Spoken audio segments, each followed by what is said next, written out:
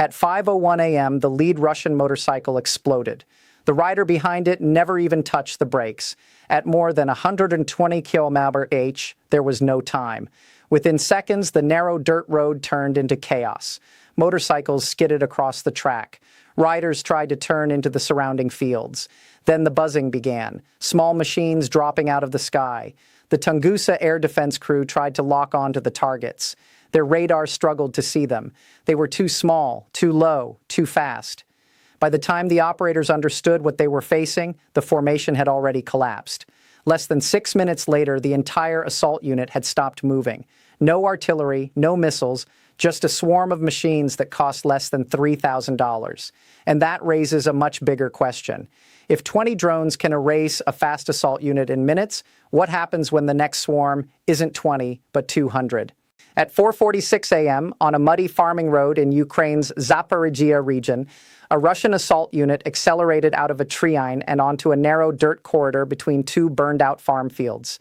18 military motorcycles formed a fast spearhead moving west. Their mission was simple: cross a 12-kilometer strip of open ground and reach the Ukrainian trench line before dawn. Speed was the entire plan. Heavy armored vehicles had already proven too slow in this sector. A BMP can take nearly 15 minutes to cross terrain like this. A motorcycle team can do it in less than 5. So Russian planners traded armor for velocity. The riders pushed their machines to nearly 130 km/h. The formation looked aggressive, almost unpredictable, but the faster they moved, the tighter the column became. 3 riders in front, 14 behind, one support vehicle carrying a Chapnik electronic warfare jammer.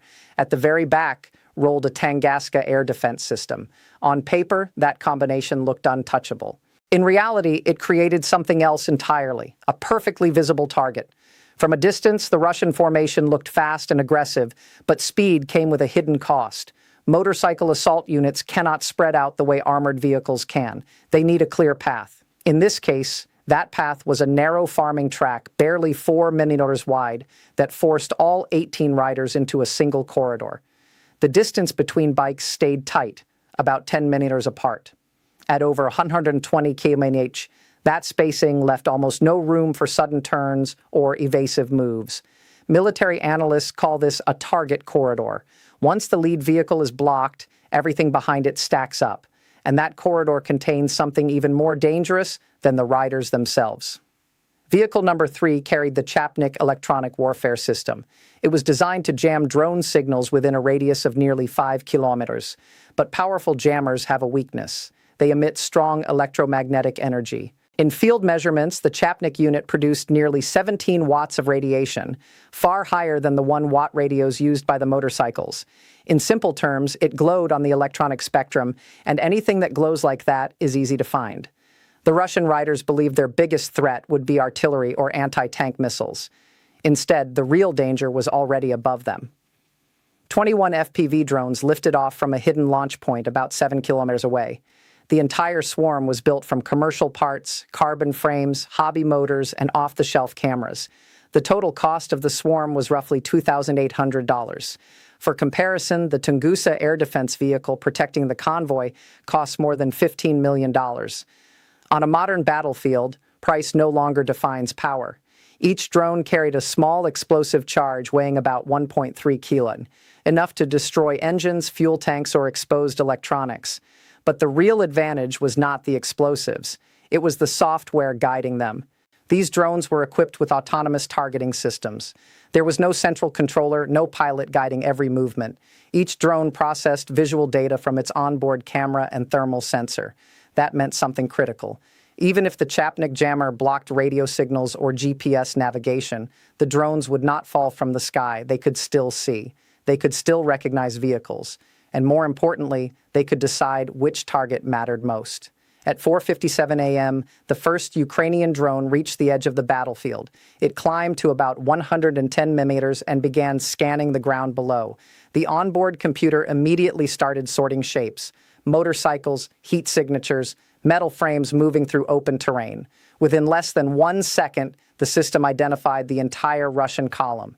18 motorcycles, 1 support vehicle, 1 air defense system at the rear. But the AI was not looking for numbers. It was looking for priority targets. The algorithm compared several signals at once: heat output, vehicle size, and most importantly, electromagnetic radiation. Most of the motorcycles produced very little energy. Their communication radios emitted roughly 0.8 to 1 watt. Then the system detected something very different. One vehicle was broadcasting nearly 18 watts of electronic noise. That was the Chapnik Electronic Warfare Unit. To the drone sensors, it stood out like a lighthouse in the dark. The software immediately classified it as Target 1. That decision triggered the next step of the swarm logic. 5 drones were assigned to attack the Chapnik vehicle. 7 others were placed on standby. The remaining drones shifted their focus toward the Tunguska air defense system. All of this happened automatically. No pilot, no radio command, just code-making decisions faster than any human operator could react. Just before 5 a.m., the crew inside the Tunguska finally noticed something unusual on their radar screen. Small signals flickered near the edge of detection range. At first, they looked harmless. The radar return was tiny, about the size of a large bird. In most situations, operators would ignore contacts like that. Birds appear constantly over farmland, but these objects were moving too fast. The Tunguska tried to lock on, and that is where the system began to struggle. The radar had been designed to track aircraft and helicopters, large targets flying high above the battlefield. These drones were different. They were small. They were flying less than 20 meters above the ground. At that height, the radar beam blended into ground clutter, trees, terrain, and buildings. By the time the system could isolate a target, the drones were already seconds away, and the Tunguska crew was about to learn something the hard way. The moment the Chapnik jammer went silent, the entire battle changed. Until that second, the Russian column still had options. The Tunguska crew was trying to track the incoming targets. The riders were accelerating, hoping speed alone would carry them through the danger zone. But the swarm had already moved to its next phase. One drone had destroyed the jammer. 20 drones were still in the air, and now they began to organize. Instead of striking randomly, the drones shifted into a coordinated attack pattern. Military analysts call this distributed swarm engagement.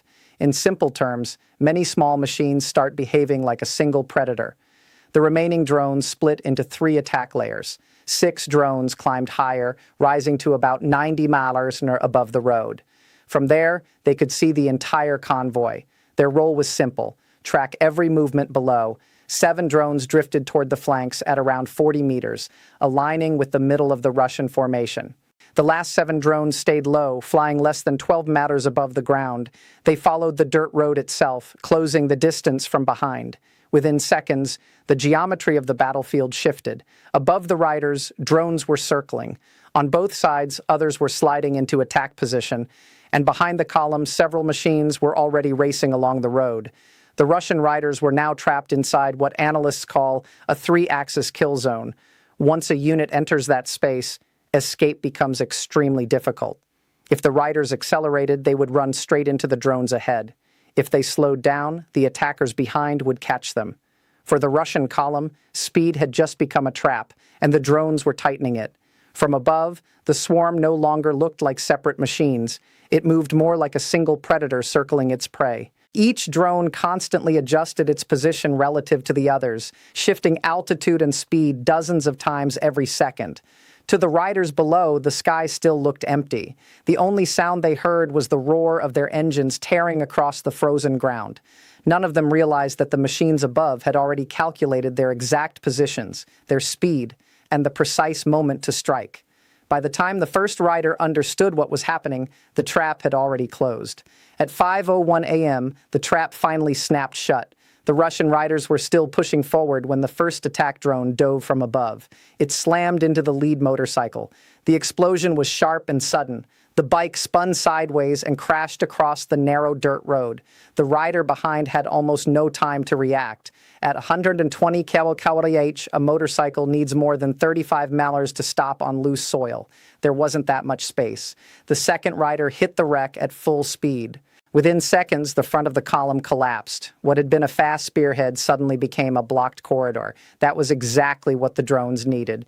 From 90 meters above, the Overwatch drones tracked every movement on the road. Attack drones began diving one after another. At 5:02, a drone struck near the rear of the formation. The blast disabled a motorcycle carrying extra ammunition. Shrapnel scattered across the dirt track. 2 more riders crashed trying to avoid the debris. Now the column was completely broken. Motorcycles that were supposed to move as a single fast unit were now spread across nearly 300 miles of road, and that made them easier to hunt. One drone dropped from the flank and struck a rider attempting to escape through the nearby field, but the soil there had turned soft from recent rain. The motorcycle slowed almost immediately. Seconds later, the drone caught him. At 5:04, 2 more drones attacked almost at the same moment. One exploded near the center of the road. Another slammed into a bike attempting to turn around. The Tunguska crew tried to respond, but their radar was already compromised. The guns never fired. By 5:06, fires were burning along the entire road. Several motorcycles lay overturned. Others were still running, engines screaming with no riders left in control. The assault unit that had entered the corridor minutes earlier was no longer moving. Only smoke, scattered wreckage, and the sound of drones circling above remained. By 5:07 a.m., the shooting had stopped. Smoke drifted above the dirt road where the Russian assault column had entered only minutes earlier. Fires burned along scattered motorcycles. Some engines were still running, spinning their rear wheels in the dust. But the most unsettling part of the attack was not the destruction. It was how it happened. When Ukrainian teams later reviewed the drone data, one detail stood out immediately. Very little human control had been involved once the attack began. The first drone had struck the Chapnik jammer. After that moment, most of the engagement unfolded through onboard decision systems. Each drone carried a small processor connected to its camera and sensors. The software continuously analyzed movement, heat signatures, and electronic emissions. Every second it recalculated which target mattered most. That meant something important. Even if radio signals were jammed or operators lost contact, the drones could still see, identify, and attack. Reaction speed became the real advantage. A trained soldier usually needs about 2 to 3 seconds to process a sudden threat and respond. The drone systems were updating target data roughly 10 times per second. In a fast-moving fight, that difference becomes enormous. Cost was another shock. The entire swarm that destroyed the Russian unit cost less than $3,000 to assemble. The Tunguska air defense vehicle alone is valued at roughly $15 million. In other words, a group of inexpensive machines had neutralized equipment worth thousands of times more. For military planners, this changes how battlefield risk is calculated. Expensive platforms can no longer rely only on armor or radar coverage. Small autonomous systems are now capable of overwhelming them. That is why analysts studying this attack rarely focus only on the destroyed motorcycles. What concerns them more is the pattern behind it. Because if 20 drones can erase a fast assault unit in minutes, the next swarm might not stop at 20. What happened on that narrow dirt road was more than the destruction of a single assault unit. It was a glimpse of how warfare is beginning to change. For more than a century, military power was measured in heavy machines. Tanks, armored vehicles, and expensive air defense systems defined who controlled the battlefield. Armor meant protection. Firepower meant dominance. But on this battlefield, that equation suddenly looked very different. A swarm of small drones built largely from commercial parts managed to dismantle a fast assault unit protected by equipment worth millions of dollars. The numbers alone are difficult to ignore. The entire swarm costs less than $3,000 to assemble. The Tunguska air defense system protecting the Convoy is valued at roughly $15 million. Machines thousands of times cheaper neutralized a system designed to dominate modern battlefields. And that shift forces military planners to rethink how risk is calculated. Traditional defenses were designed to stop aircraft, missiles, and armored vehicles. They were never built to deal with dozens of small autonomous machines attacking at the same time from multiple directions. That is the challenge now facing armies around the world. Because if 20 drones can dismantle a fast assault unit in less than 6 minutes, the next swarm may not stop at 20. It might be 50 or 100, and when that scale becomes reality, the battlefield itself begins to change. Front lines become harder to define. Movement becomes more dangerous than staying still.